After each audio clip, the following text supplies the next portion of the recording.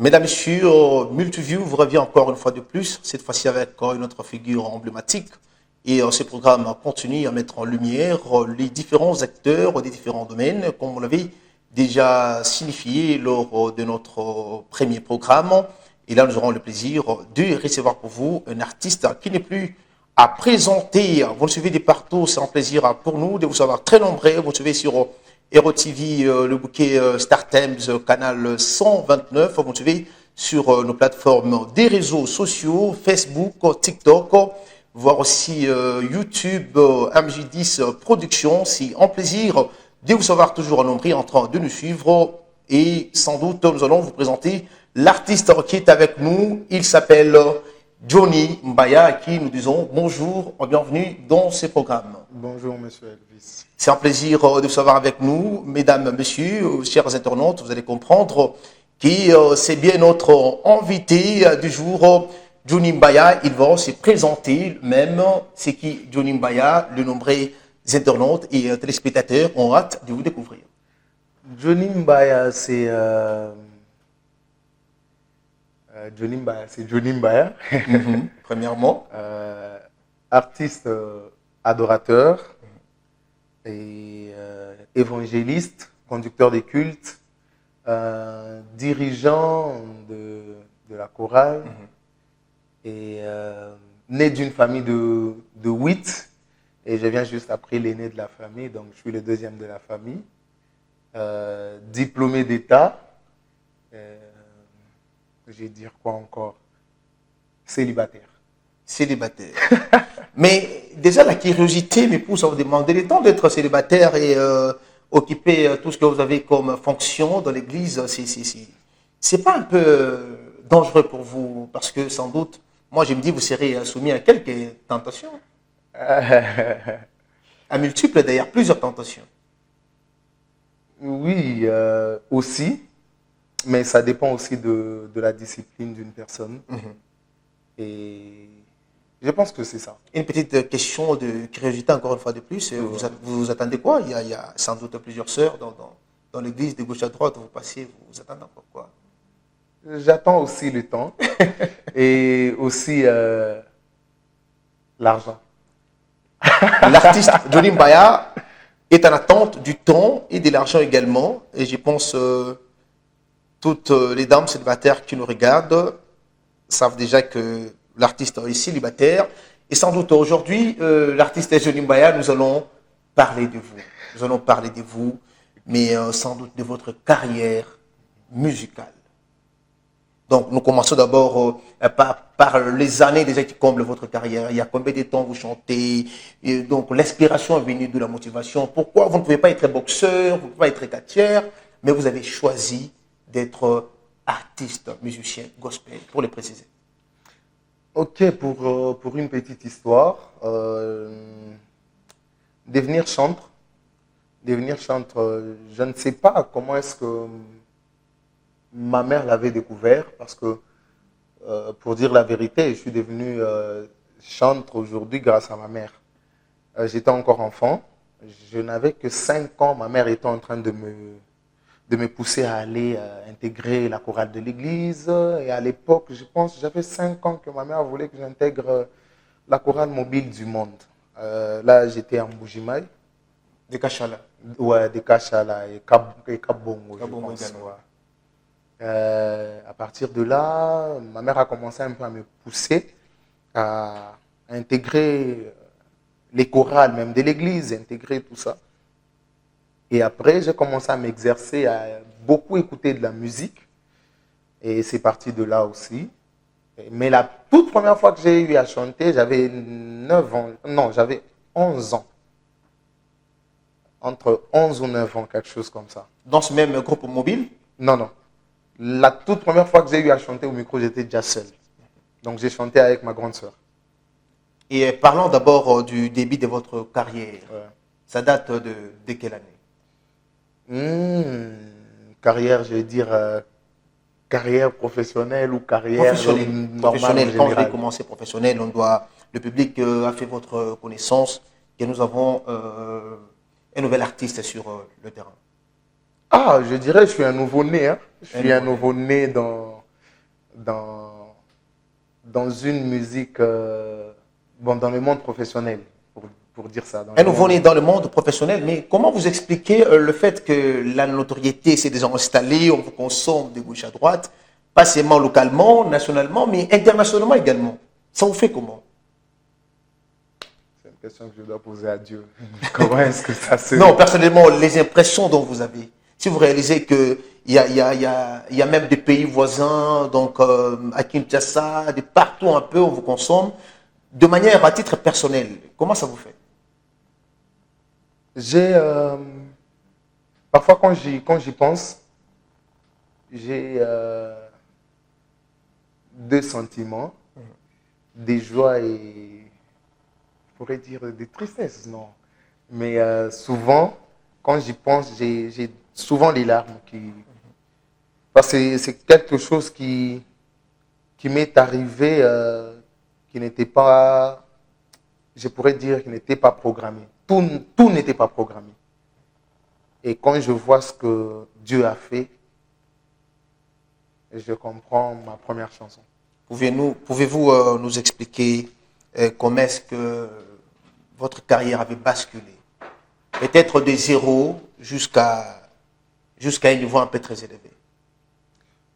Je suis quelqu'un qui s'est formé en écoutant les autres. J'interprète beaucoup, j'écoute beaucoup. Je me forme comme ça. Donc, je n'attends pas aller à l'église ou aller à la répétition pour répéter. Et parlant de comment est-ce que j'ai parvenu à tout ça là, si j'arrivais à expliquer, c'est que Dieu n'a rien fait. Ouais. Mais pour aider aux autres aussi d'écouter, pour servir de témoignage, j'ai commencé, je vais parler de ma toute première chanson. Le pilier qui soutient ma vie, tu es Dieu Jéhovah. Les piliers. Ouais. C'était quelque chose de... J'ai un ami qui est ingénieur. Et il est aussi, je pense qu'il est aussi l'ingénieur de notre frère Loubams. Un jour, je partais au studio. À un moment là, j'ai vu Loubams sortir un autre live. Je crois que ce n'était pas le premier. Il l'a sorti. Un jour, je rêve, je suis dans ce studio-là. Dans ce studio-là, et puis, j'ai vu Loubams. Dans le rêve, on n'a pas parlé grand-chose. C'était juste une salutation, et puis après, c'est tout. Quand j'ai demandé à mon ingénieur, après quelques mois, je lui ai dit, si je veux faire un live chez toi, tu vas me demander combien. Il me dit, ah, pour toi, bon, tu vas donner $50. L'ingénieur Trésor, je le salue où il est. Je lui ai dit, bon, mon cher, toi, tu es mon frère. Moi, je n'ai pas $50 à te donner. J'ai $30. En ce moment-là, j'ai resté avec lui dans une même maison. Je lui ai donné les $30 la nuit. Et le matin, il m'a dit, on peut faire le live le matin. Et c'est ce matin-là que j'ai appelé le réalisateur. Parce que lui aussi m'avait dit, je ne vois pas ta carrière rester que dans l'église. Le jour où tu voudras faire quelque chose ou un live, tu vas m'appeler, je vais te filmer gratuitement. C'est quelqu'un qui est de mon église, Mitterrand François. Après, je l'ai appelé. Il m'a dit, bon, ça va, il n'y a pas de souci. Je viens, bon, mettons ça à 15h demain. Il est venu. Ce qui est vrai, c'est que, et moi, et le réalisateur, et le frère Méchac que j'avais appelé pour chanter avec moi, et le clavieriste et l'ingénieur, personne ne s'attendait au succès. Donc on a fait un live comme ça. Peut-être qu'on va balancer que dans l'église, dans la famille, tes frères, c'était un peu ça. Vraiment. Et du coup, tout a basculé. La chanson a eu de l'ampleur. Et puis, le deuxième titre. Et surtout que j'aimerais bien qu'on parle d'abord de votre chef-d'œuvre. Ouais. La chanson qui vous a encore beaucoup plus propulsé. La chanson qui est restée gravée dans dans la mémoire des différentes personnes qui vous ont consommé? C'est ATP ou il y a eu d'autres titres qui ont suivi après? Il y a eu d'autres titres. Il y a eu d'autres titres. J'allais parler du Pilier, à part le Pilier, qui est votre premier titre, comme vous l'avez dit. Ça, c'est une chanson. Le Pilier, c'est une chanson de ma vie. Ouais. Et puis après, juste, il y a eu une autre. Je ne compte que sur toi. Le Pilier, c'était un peu trois chansons interprétées, mais inspirées aussi. Ma propre chanson, c'est Je ne compte que sur toi. Je ne compte que sur toi. Et qui a fait les tours du pays, le tour de l'Afrique. Ouais. Aussi quelque chose aussi inattendu.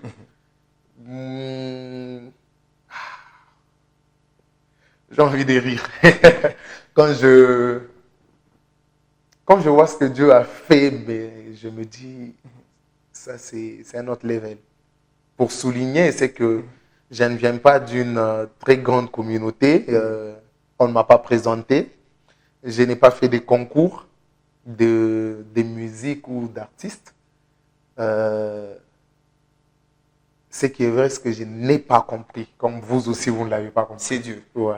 Mais j'aimerais bien comprendre une chose. Et ensemble avec toutes ces personnes qui nous suivent, qu'est-ce qui arrive aux artistes à un moment de changer de région? Changer de région, non. Moi, j'ai commencé ici. Apparemment, j'ai un peu plusieurs publics, il y a plusieurs personnes qui me suivent déjà. Il y a du succès, je dois changer de région.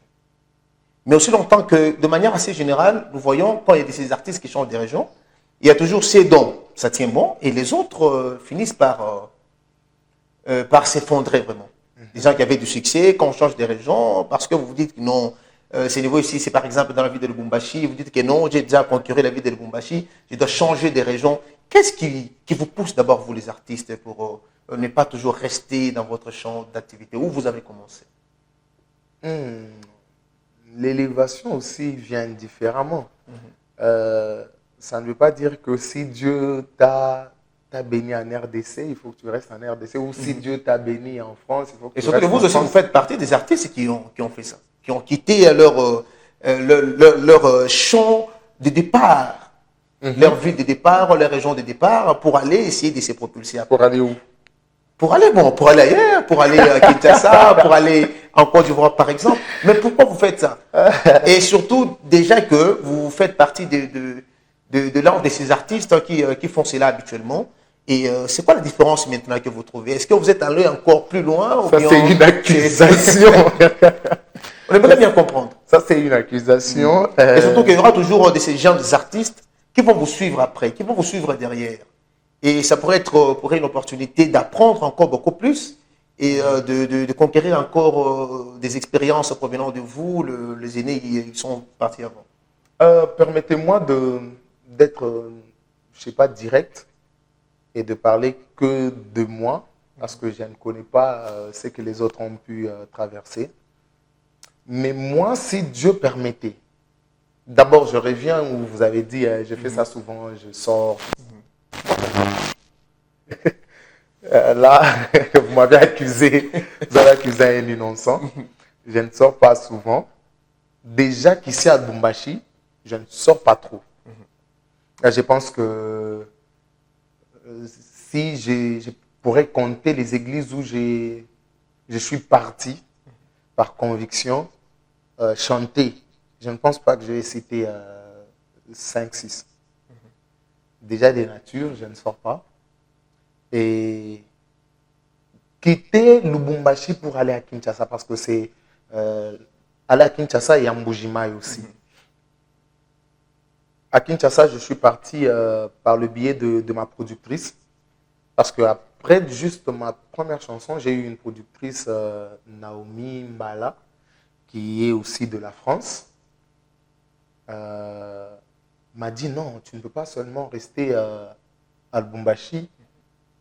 Je te paie un billet, tu vas à Kinshasa pour faire un passeport et puis pour un peu aller dans d'autres églises, chanter ou passer dans des émissions. C'est comme ça que j'étais parti à Kinshasa. En Mbujimai, j'étais aussi parti par invitation. Il y a des amis qui sont là-bas qui m'avaient appelé et je suis rentré à Lubumbashi. Donc, le fait de se déplacer, ce n'était pas dans le sens d'aller essayer ailleurs. Parce Non, que non. quand les artistes sortent, c'est pour aller chercher encore à conquérir une autre région pour que puisse encore être beaucoup plus propulsé. Alors, ce n'était pas dans votre idée, ces déplacements. Non, non. Et puis, je ne trouve pas que les artistes sortent pour aller essayer.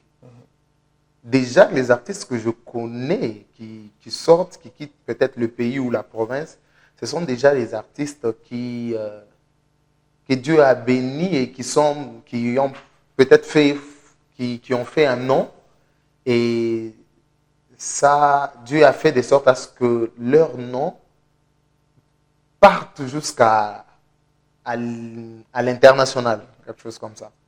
Et du coup, si un artiste comme ça trouve une invitation ou trouve qu'il peut aller se produire dans le pays où il est sollicité, je ne trouve pas qu'il va essayer, il va aussi que le public qui l'ont connu par le réseau peut aussi le voir comment vous appelez ça, vous dites comment? En live, Ouais. en face, en live, Ouais, en concert. en présentiel. En présentiel, Ouais. très bien. Alors, parlons un peu du niveau de la musique gospel à Lubumbashi. Parce que nous connaissons très bien, dans l'ancien temps, il y a cette musique gospel qui ravageait toute la vie de Lubumbashi. Mais actuellement, vous êtes dans ce monde-là. Comment vous trouvez déjà le niveau à titre personnel? Comment vous trouvez la musique gospel à Lubumbashi? Je trouve que le Lubumbashi devient comme Kinshasa. Pourquoi? Parce que je trouve qu'il y a des grâces qui sont, je pourrais dire, différentes dans le gospel. Parlant de ça, je voulais dire que le Lubumbashi égorge un peu beaucoup de talent, égorge aussi beaucoup de styles. Et je trouve que ça va déjà pour nous. Avec ces styles-là, vous ne pensez pas, parce que vous avez évoqué ces points de style, vous ne pensez pas qu'il y a certains styles qui ne reflètent pas vraiment l'image du gospel? Parce qu'il y a même des styles dont nous auditionnons pour les Sud-Africains, Amapiano. Vous voyez, il y a des gens qui font ces styles Amapiano, mais avec des chansons gospel. Vous ne pensez pas qu'à un moment, les styles viennent un peu déranger cet aspect gospel-là? Elvis. Moi, je trouve que ça dérange pas. Pourquoi je vais dire ça? Je donne un exemple. Là, c'est moi qui dis. Voilà. Ok. Là, ça ne dépend que de vous. C'est votre propre opinion. Je demande aux gens qui nous écoutent de ne pas couper et puis publier. Donc, personnellement, je trouve qu'il n'y a pas de truc. Je trouve qu'il n'y a pas d'erreur dans ça. Je donne un exemple. Je vais dans une boîte où je rencontre un frère. Je rencontre un païen, pour mieux dire. Quelqu'un qui est déjà habitué à un style de musique, aller dans les boîtes, tout ça. Et puis, je l'évangélise, il vient dans mon église. Quand il arrive dans mon église, il trouve des chansons comme, par exemple, Et lui n'est pas habitué à ça. déjà, il ne sera pas dans son assiette. Donc, du coup, je n'ai pas dit que les chrétiens copient les styles pour envoyer. Je veux juste dire, si cette personne-là venait à l'église, vous pouvez aussi une musique dansante à l'église, ça pourrait lui dire, bon, je vais chercher quoi là-bas? Alors qu'ici aussi, il y en a. Et puis, en plus, ici, ça parle de Jésus. Là-bas, ça parle peut-être des femmes. Et tu es en train de danser, ici, ça parle de Jésus. Et puis, c'est dansant, et puis ça va. Mesdames, Messieurs, vous continuez à nous suivre. Nous sommes avec l'artiste Johnny Bayavo qui venait de nous prendre de vision en cours. Vous êtes dans votre programme JM10 Production. Vous le suivez de partout. Vous le suivez sur Hero TV, sur nos plateformes des réseaux sociaux. Merci encore de la confiance dont vous ne cessez de nous accorder. C'est vraiment un plaisir immense pour nous. Alors, nous sommes en train de citer petit à petit. Mais artiste Johnny Mbaya, parle-nous un peu ces changements Je ne parlais pas ici de religion, je parle d'église. Il y a des artistes qui commencent toujours à un moment quelque part et finissent par sortir. Et quand ces artistes sortent, on ne parle pas peut-être de bienfaits des personnes que l'artiste a laissées là-bas. Il y a toujours des mauvais témoignages. C'est quelque chose que vous avez déjà peut-être rêvé vous aussi. Soyez sincère. Oui, je vais être sur ce point, je vais être peut-être ouvert. Je pense que je ne suis pas le seul à avoir vécu ça. Moi, j'étais dans une église, puis j'ai quitté cette église pour une autre, parce que là, je suis à l'église CCJV, Centre chrétien Jésus ma vie, que dirige le révérend pasteur Manassé Mwamba. J'ai quitté mon ancienne église pour une raison. J'ai trouvé que le moment où j'avais plus besoin que l'église me soutienne, l'église ne l'a pas fait. Ça n'a pas été un devoir. Mais étant humain, ça m'avait blessé. Mais aussi, il faut comprendre que Dieu se sert aussi, Dieu a sa façon de fonctionner. Mais humainement parlant, j'ai été blessé. Je parle de ça aujourd'hui. Je sors mon tout premier projet. Je l'envoie comme tout le monde. Je commence par mon père spirituel. Je lui envoie la vidéo. Il ne l'a jamais... il a vu le message, il ne m'a jamais répondu. J'ai pris la même chanson, j'ai envoyé dans le groupe de l'église où le groupe, je ne sais pas, le groupe contient quelque chose de 1000 ou 800 membres. Il y a 5 personnes qui réagissent. Après, je me suis découragé pour la toute première chanson. J'ai dit, bon, ce n'est pas intéressant. 2 semaines après, je reprends la même chanson. Je publie sur mes réseaux, sur TikTok. Quand je publie la toute première chanson que j'ai publiée sur TikTok, Tu es Dieu Jéhovah, je n'avais que 900 abonnés. Je la publie et je fais avec 900 abonnés. Les premières vidéos que j'avais publiées, j'ai fait des 5000 vues et je trouvais que c'était normal. Après, quand je viens republier encore les mêmes vidéos, j'ai publié comme aujourd'hui à 21h. Demain à 9h, j'étais à 100 000 vues. Et, vu que je dors tard, je me réveille tard, je me réveille, je trouve que mon téléphone, j'ouvre mon téléphone, j'allume mon téléphone et puis le téléphone commence à sonner des messages. Je vois les amis qui m'écrivent, tout ça. Après, je vais aller un peu vite. Les amis m'écrivent. J'entre dans mon compte TikTok. Je trouve que la chanson publiée hier est à 110 000 vues. Je dis, waouh, avec 900 abonnés, tu fais 110 000 vues. Impressionnant. En un jour. Et puis les messages entre ma mère qui m'appelle, les amis qui m'appellent, me disent en Swahili, on a bambala. Ce qui veut dire, tu as touché au fétiche. Mais si on doit parler de manière brève sur la question posée, donc, vous avez quitté votre ancienne église, c'était par manque de soutien.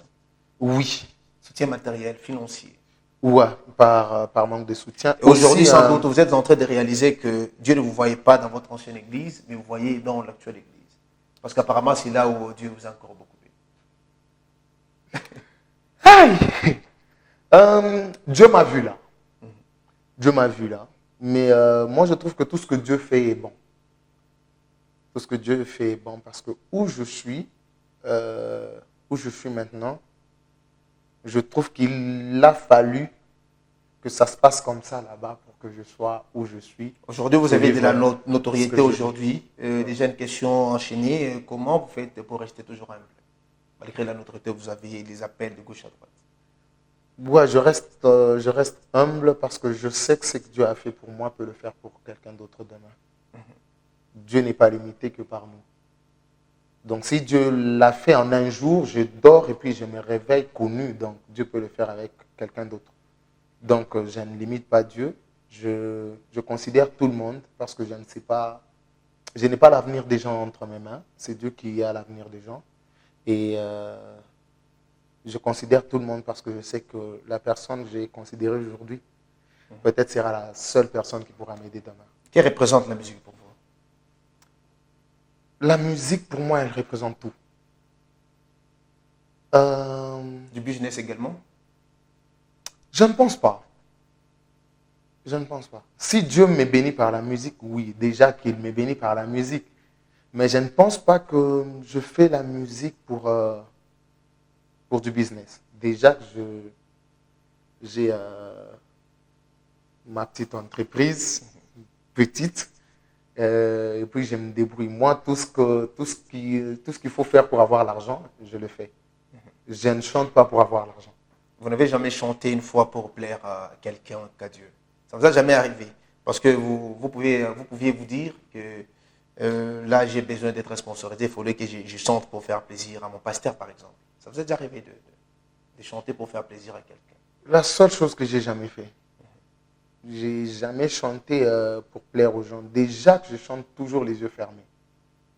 Donc, c'est difficile que je chante. Tu ne me verras jamais, même dans une église, chanter, m'approcher du pasteur en train de le regarder pour qu'il me donne l'argent. Non, moi, Quelles sont les conditions dont vous fixez une fois, il faudrait qu'on vous invite quelque part? Parce que les artistes aujourd'hui, c'est la routine. Non, moi, pour même faire un pas, il faudrait tel montant, il faudrait m'envoyer ça, il faudrait une veste, il faudrait ça. Quelles sont vos conditions?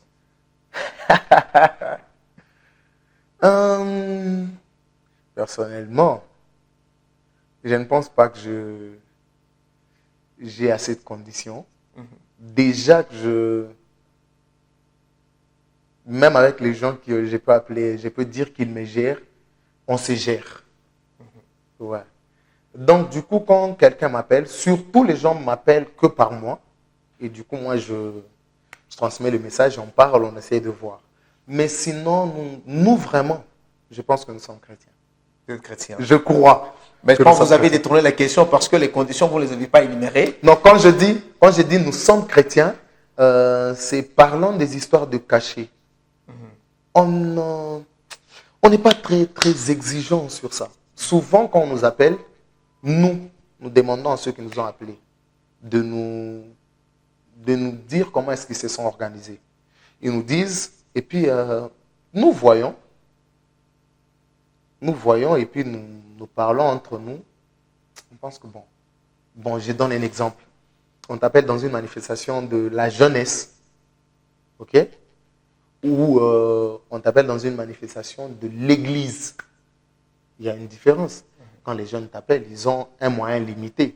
L'église aussi peut aussi avoir un moyen limité. Donc du coup, et aussi on ne sait pas comment est-ce que Dieu va nous bénir. Qui t'a dit que quand tu vas demander $1000, dans leur tête, ils avaient prévu $1000? Peut-être qu'ils avaient prévu 5000. Plus que ça, voilà. Alors, ou soit ils n'ont pas les moyens de te donner $1000, ils n'ont que 200. Donc du coup, toi, pour cet argent-là, tu vas refuser d'aller bénir le peuple de Dieu qui t'attendent. Peut-être qu'on a dit au peuple de Dieu que nous aurons le frère Johnny qui viendra. Et toi, tu poses toutes des conditions énormes. Ouais, tu poses toutes ces conditions-là. Et du coup, tu blesses d'abord les gens qui t'ont appelé. Peut-être qu'ils n'avaient pas beaucoup de moyens pour t'appeler. Mais ils désiraient vraiment que tu sois là. Et du coup, tu n'as pas béni les gens qui t'ont appelé. Du coup, toi-même aussi, je ne pense pas que Dieu va te bénir. Parce que Dieu aussi peut-être il regrette. Il dit, mais je lui ai donné ce don gratuitement. Mais comment est-ce que... Peut-être que Dieu avait prévu de toucher quelqu'un dans le public, de te bénir avec ce que tu n'avais pas aidé. Mais avec des obligations vraiment très exagérées, de conditions placées, il se fait que ce marché n'est pas conclu et que vous ne serez pas là pour ne pas rencontrer la personne dont Dieu avait placé. Ça, c'est logique et c'est fondé. Alors, nous sommes en train de chuter petit à petit, chers internautes. Merci de liker nos différentes plateformes des réseaux sociaux. Merci de vous abonner. Mais sans doute, n'hésitez pas de nous laisser de quelques questions, suggestions et remarques. Mais nous n'allons pas terminer avec cette émission, chers artistes, sans Pour autant, connaître vos sources d'inspiration, souvent les textes dont vous écrivez, des compositions, et souvent ça vient sur base de quoi? Les stratégies ou bien le rêve, les constats faits? Euh, je n'écris pas des chansons. Mhm. Ouais. Je n'écris pas des chansons, je reçois des chansons. Vous recevez des Ouais. chansons. Je reçois des refrains. Mhm. Et puis quand je reçois des refrains, je n'ai même pas le temps de faire ce que les autres font, écrire Écrire. sur papier. Moi, quand je reçois un refrain, je l'enregistre dans mon téléphone. Et puis, dès que j'ai le temps d'aller au studio, je pars. Oh là là. Quand j'arrive au studio, je peux répéter 5 minutes et je dis au réalisateur, vu que pour le moment, je ne fais que des lives. Je ne fais pas des chansons programmées et puis Ok. faire le clip après. Donc du coup, je préfère, vu que c'est un live, j'aime bien la façon dont Dieu m'utilise et la façon dont il m'inspire. Donc du coup, je prends le refrain, je commence à le chanter. Une fois que je commence à le chanter, j'ai des mots. Si vous vous rappelez bien, je voulais qu'on revienne sur un truc qu'on n'a pas bien précisé. Très bien, sans problème. Pas de C'était problème. sur ma toute première chanson. La première chanson, oui. Ouais, je parlais du rêve, j'avais vu le frère Loubams, tout Oui. ça. Au début, je n'avais pas compris le rêve. Quand j'ai fait la chanson, le live, c'est quand je suis venu comprendre que c'était un message que Dieu me donnait. Euh, et vraiment, c'est quelqu'un que je n'ai pas encore rencontré. J'ai eu à l'appeler une fois au téléphone, on a essayé un peu de parler, mais ce n'était pas profond. D'ailleurs, j'allais vous demander pourquoi il n'y a pas de collaboration jusque-là avec lui. J'ai bien dit ici que c'est quelqu'un que j'ai jamais rencontré. Oui. Je ne sais pas s'il y aura quelqu'un qui va me permettre de le rencontrer comme ça ou un jour Dieu fera. Je de pense sorte qu'il à va ce vous que suivre à travers cette émission. Il va vous Ouais. suivre sans doute et il sera au courant. Si nous suivez par hasard, si nous suivez, qu'il sache que c'est un frère qui, Loubams, bien sûr, qu'il sache que c'est un frère qui m'a beaucoup inspiré. Et il a une part dans ce que je fais aujourd'hui. Donc, c'est quelqu'un qui m'a beaucoup inspiré, en dehors du pasteur Mike pour d'autres styles et du pasteur Moïse Mie. Et dans notre génération, je trouve que Loubams et Jared Pongo m'inspirent beaucoup. Jared Pongo. Et je voulais vraiment qu'on revienne sur ça pour que si un jour il tombait sur cette vidéo, qu'il sache que je les aime beaucoup, ce sont des gens qui m'inspirent beaucoup. Et peut-être pour une éventuelle collaboration, ça te fera vraiment beaucoup de bien. Ouais, mais nous ne sommes pas des païens. Comment est-ce que ça posera problème?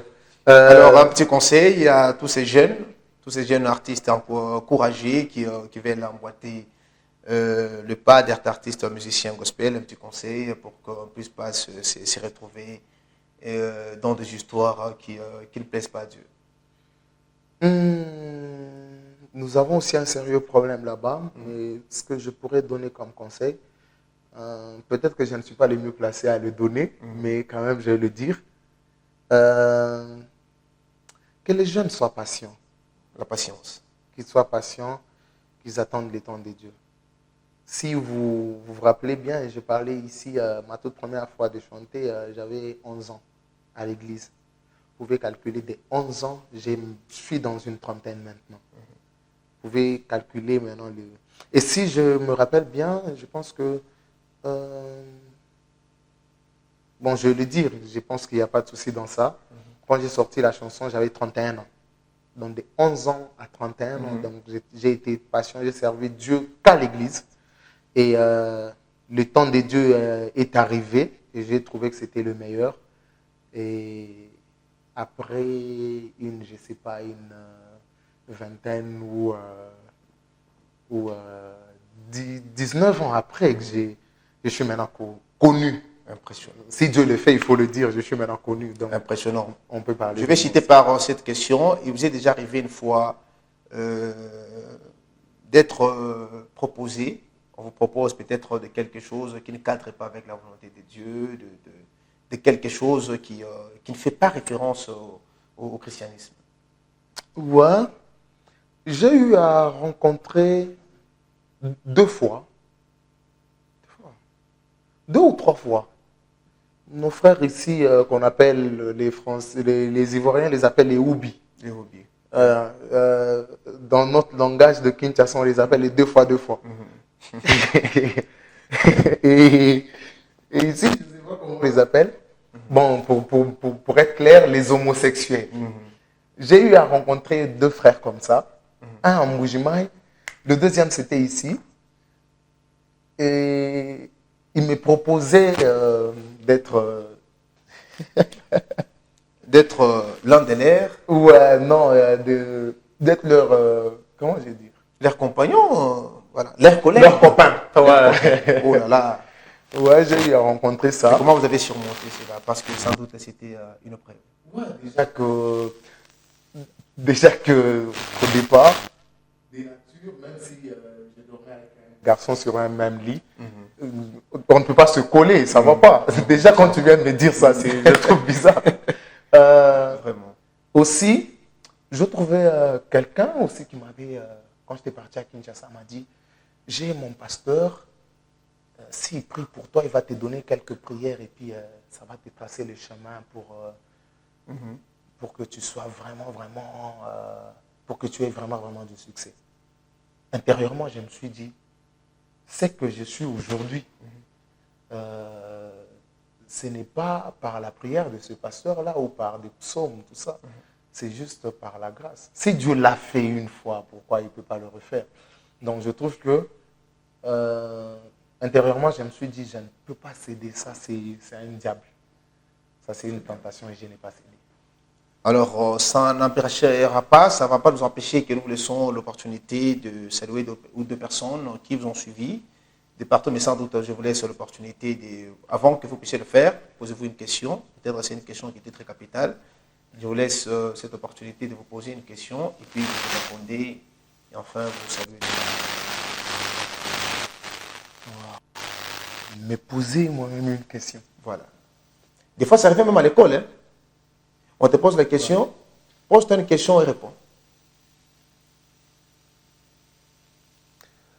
La question que je me pose, c'est que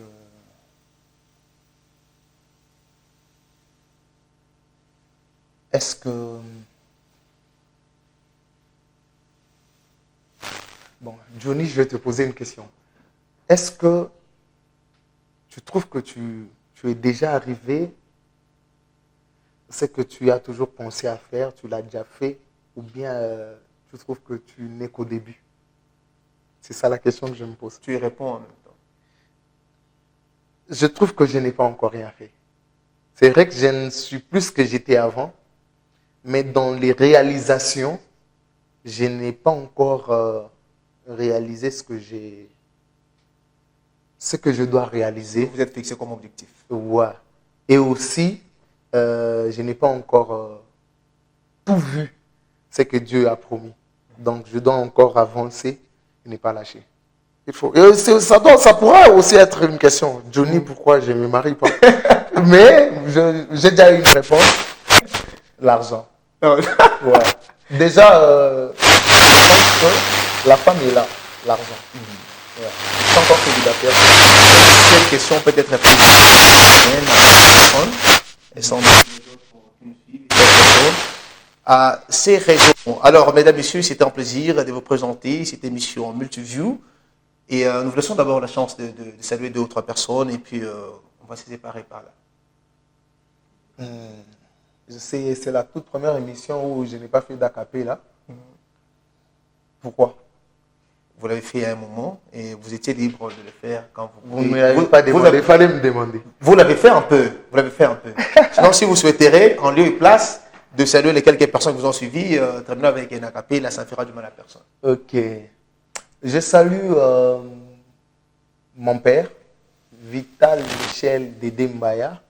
Je salue ma mère, Viviane Mboya. Et je salue Viviane Mboya. Je salue toute ma famille. Je salue ma petite soeur cadette, Biba Evans. Je salue mon pasteur, ça je ne peux pas l'oublier. Je salue mon pasteur Manassé Mwamba. Je salue tous les fidèles de l'église CCJV. Je salue aussi tous les fidèles de l'église les héros. Ça, c'est une autre famille. Le prophète Saint Jacob Kabamba. Ouais, je salue le prophète Christian Jacob. Je salue. On ne les salue pas souvent. Je salue les gens qui sont derrière les caméras. Je salue M. Josh. Qui d'autre est derrière les caméras? Patient Boukassa. Je salue Patient Boukassa. Et je remercie la chaîne. Voilà, merci beaucoup. Nous vous remercions également pour votre disponibilité à répondre à cette invitation. Et on espère bien que ça ne sera pas la première et la dernière fois. Nous vous disons immense merci, mesdames, messieurs, vous qui nous suivez sur Héros Télévision, canal 129, sur le bouquet Startem. Vous avez suivi sur nos plateformes des réseaux sociaux, Facebook, TikTok, mais également YouTube et sans doute la référence, c'est JM10 à production. Nous disons merci à tous ceux qui nous ont suivis à travers la vidéo de Bumbashi et par ailleurs. Nous disons merci à Patient Boukassa, comme d'habitude, qui était à la technique sous la supervision de Josh Monga. Et nous disons également merci au DG qui est le prophète Christian Jacob, Kabamba, le prophète des nations. Quant à moi, je vous dis au revoir et je reviendrai encore avec le même plaisir de vous rendre service. À très vite.